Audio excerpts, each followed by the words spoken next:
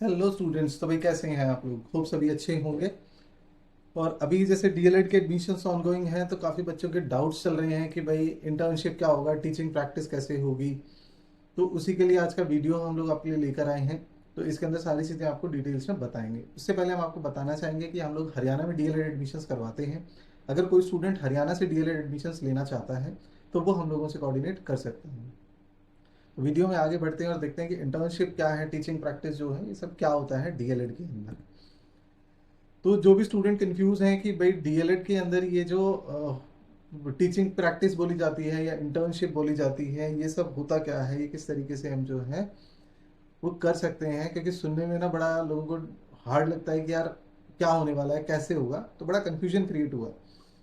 तो इसी को हम लोग डिटेल्स में आपको थोड़ा सा एक्सप्लेन करते हैं कि इंटर्नशिप एक्चुअल में होता क्या है। तो इंटर्नशिप जो होती है ये generally real based classroom trainings होती हैं। क्लासरूम ट्रेनिंग्स का मतलब ये हो गया कि भाई आप जो है वो किसी भी क्लास के अंदर जो है वो स्टूडेंट्स को पढ़ाते हैं, और जो आपके सीनियर टीचर्स होते हैं वो आपको मॉनिटर करते हैं। और ये जनरली होता है, आप जिस कॉलेज के थ्रू आप एडमिशन ले रहे हैं वो आपको किसी दूसरे कॉलेज स्कूल्स में जो है वो पढ़ाने के लिए भेजते हैं, आपके डाइट से जो लेटर्स आए होते हैं उनको लेकर। तो वहाँ पे क्या होता है कि भाई आप ये ऑब्जर्व कर पाते हैं कि यार किस तरीके से स्टूडेंट्स को पढ़ाना है, कैसे इन्वायरमेंट होता है, क्या चीज़ें मैनेज की जाती है, कैसे लेसन प्लान्स प्रिपेयर होते हैं। तो ये सारी चीज़ें जो हैं ये इंटर्नशिप का पार्ट है, और ये दोनों साल पे होती है, फर्स्ट ईयर में भी और सेकेंड ईयर में भी। तो आप जितना अच्छा इसको करेंगे उतना आपके फ्यूचर के लिए बेटर होगी। तो जनरली इसकी ड्यूरेशन क्या होती है, अभी हम लोग दिल्ली के लिए बात करें तो हम लोग दिल्ली को ही एक्सप्लेन कर रहे हैं। तो दिल्ली के अंदर क्या होता है कि ये 40 डेज की ट्रेनिंग होती है पर ईयर। तो फर्स्ट ईयर में भी आपको 40 डेज होंगे और सेकेंड ईयर में भी आपको 40 डेज ये करना पड़ेगा। इस 40 डेज को भी उन्होंने डिवाइड किया है 3 पार्ट के अंदर। तो पहले जो है कि वो 5 दिन की ट्रेनिंग होगी, फिर 20 दिन की होगी, फिर 15 दिन की होगी। उसके लिए उन्होंने मंथ भी डिस्क्राइब किए हुए हैं कि सितंबर में होगा, फिर अक्टूबर नवंबर में होगा, फिर जनवरी फरवरी में होगा। इस तरीके से जो ये आपके जो प्रैक्टिस है ये उस तरीके से कंप्लीट कराई जाएगी।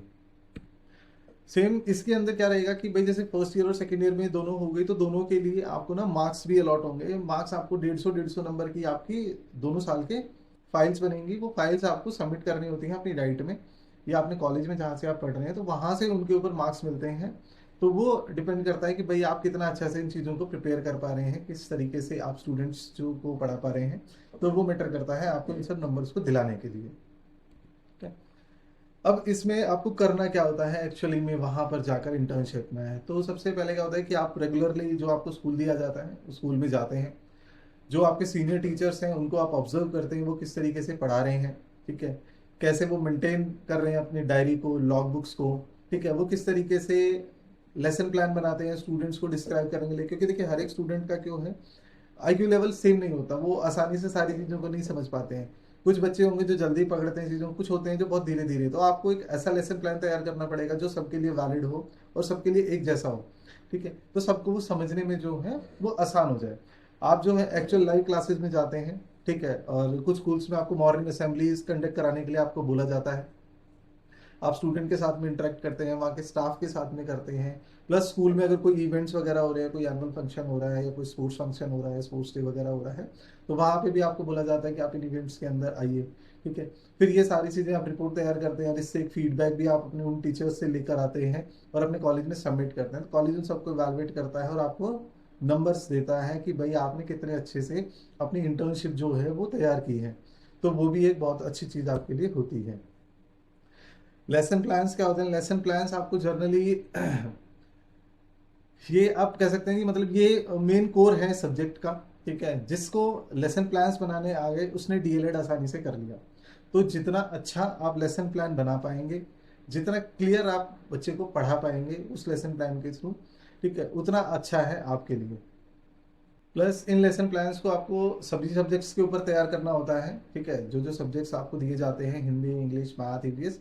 क्योंकि इसमें ऐसा नहीं होता कि भाई जो एक टीचर है वो सिर्फ मैथ्स पढ़ाएगा या इंग्लिश पढ़ाएगा। प्राइमरी टीचर जो होते हैं वो कुछ भी पढ़ा सकते हैं। तो उनको सारी चीज़ों की नॉलेज होनी चाहिए। ठीक है। दूसरा मेन ऑब्जेक्टिव क्या है लेसन प्लान का, कि भाई आप कितने ज़्यादा इसके अंदर मेथड्स यूज़ कर रहे हैं, एक्टिविटीज़ यूज़ कर रहे हैं या असेसमेंट्स यूज़ कर रहे हैं कि बच्चों को ये चीज़ें सब समझ में आए। क्योंकि जितना अच्छा आपका लेसन प्लान होगा उतना ज़्यादा बच्चे की वो चीज़ समझ में आएगी और उसी चीज़ के आपको मार्क्स मिलने वाले हैं। ठीक है, क्योंकि आपने लेसन प्लान बनाया, ठीक है, आपको अच्छा लग रहा है, लेकिन वो बच्चों की समझ में ही नहीं आ रहा है, तो उस लेसन प्लान का कोई फायदा नहीं है। ठीक है, तो उसके लिए कोशिश आपको ये करनी पड़ेगी कि ज़्यादा से ज़्यादा सिंपल आप बनाएं और उसको इनोवेटिव बनाएं, अट्रैक्टिव बनाएं, कि भाई बच्चा उसको देख के समझे, और अगर एक्टिविटीज़ उसके अंदर आप ऐड कर पाएंगे तो वो बहुत अच्छा होता है, क्योंकि बच्चे जो है वो टीचिंग के जो मेथड्स है ना उसको बड़े जल्दी ऑब्जर्व करते हैं कि यार इसमें अगर एक्टिविटी बेस ज़्यादा है तो वो जल्दी उस चीज़ को ग्रैब करता है। तो इसलिए भी आपके लेसन प्लान्स जो हैं वो बहुत अच्छे होने चाहिए। इसमें अब इंटर्नशिप में एक चीज़ और क्या होती है, आपको ना क्लासरूम एक्सपोजर मिलता है। क्लासरूम एक्सपोजर क्या होता है कि भाई आप जाते हैं क्लास के अंदर, और क्लास के अंदर जब आप पढ़ाना शुरू करते हैं तो आप अपना कॉन्फिडेंस गेन करते हैं कि हाँ मैं पढ़ा सकता हूँ और बहुत अच्छे तरीके से मैं बच्चे को चीज़ें समझा सकता हूँ।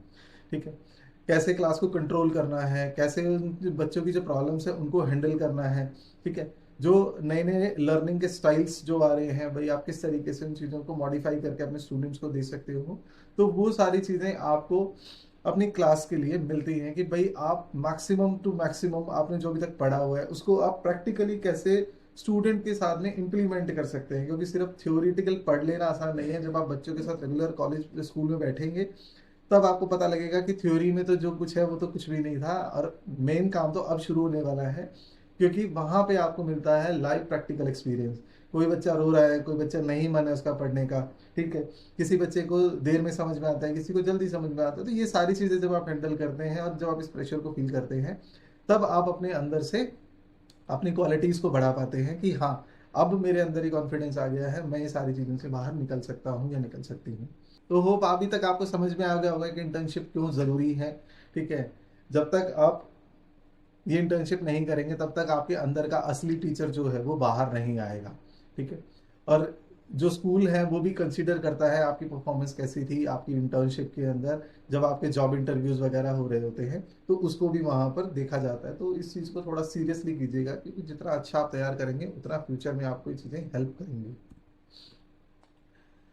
तो ये थी आपकी इंटर्नशिप और टीचिंग प्रैक्टिस से रिलेटेड डिटेल्स। तो होप काफ़ी सारी चीज़ें आपको समझ में आई होंगी।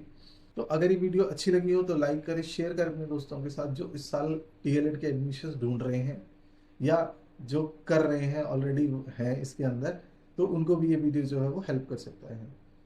तो जल्दी ही मिलते हैं नेक्स्ट वीडियो में, तब तक के लिए थैंक यू।